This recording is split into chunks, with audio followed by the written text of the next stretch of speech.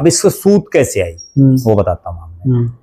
लोकसभा का जब चुनाव था ना, उस लोकसभा के चुनाव में हिसार लोकसभा में रणजीत चौटाला सबसे बुरी तरह से नारनौंद मारे। यस, 45,000 के आसपास। बिल्कुल सही। अब जब 45,000 से कांग्रेस का प्रत्याशी जीतता तो एक मैसेज चलेगा कि कांग्रेस की जो टिकट लिया वो जीतेगा, क्लियर जीतेगा। अगर वो हार रणजीत चौटाला की 20,000 की होती तो चुनाव परिणाम कुछ और होता। दूसरा, कैप्टन अभिमन्यु जो बीजेपी के प्रत्याशी थे, उनके साथ भी एक नेगेटिव पॉइंट ये गया कि वो हल्के में सक्रिय नहीं है।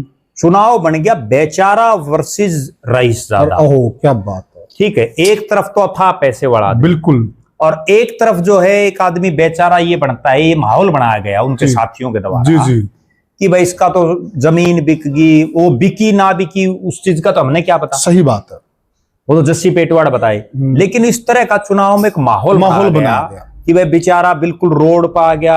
और यहां तक भी कहा गया भाई ये तो लोग लुगाई दोनों सारा दिन लगे हुए हैं, क्योंकि उनकी धर्मपत्नी भी सक्रिय थी। जी बिल्कुल, ठीक है। और मैंने चुनाव कवर किया है, बहुत चीजें थी उसमें। हाँ, मैंने सारी चीजें देखी हैं। ठीक है। उसके बाद लोगों को मैं एक बहुत गंभीर बात बताता हूँ, लोगों ने जस्सी पेटवाड़ को नहीं जीता बेचारा होने के बावजूद जी, बल्कि नारनौंद के लोगों ने कैप्टन अभिमन्यु को हराया है।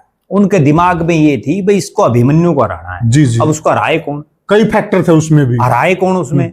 उमेद लोहान को टिकट दी, उसकी पार्टी में दमखम नहीं था जी। ठीक है। मतलब बड़ी अचंभे की बात है कि उमेद लोहान को भी बिल्कुल मुट्ठी भर वोट मिली। यस, ठीक है। चुनाव केवल एक ही एंगल का था, और अकेले नारनौंद में नहीं, पूरे हरियाणा की 90 की 90 सीटों पर केवल एक चुनाव था। अच्छा, इसमें कि बीजेपी को कौन हराएगा। जो बीजेपी को हरा रहा था उसको बम्पर वोटिंग, बम्पर पैसा लोगों ने अथाह चंदा दिया है। इसमें एक चीज और जोड़ सकते हैं प्रद्युमन भाई, मैं थोड़ा एक फैक्टर और आपको याद दिला दूं। मालूम तो है आपको, जो सोनिया दुहन का प्रकरण था और जिस मंच पर वो प्रकरण हुआ सारा, वहां कांग्रेस के बड़े नेता दीपेंद्र सिंह हुड्डा को ही मान सकते हैं हाल फिलहाल की स्थिति में। देखिए, भूपेंद्र सिंह हुड्डा बुजुर्ग हो चुके, सारी मेहनत उन्होंने की है, वो मौजूद। यहाँ के लोकल एमपी जयप्रकाश वो मौजूद, यानी कि बड़े कांग्रेस के नेता उस मंच पर मौजूद थे।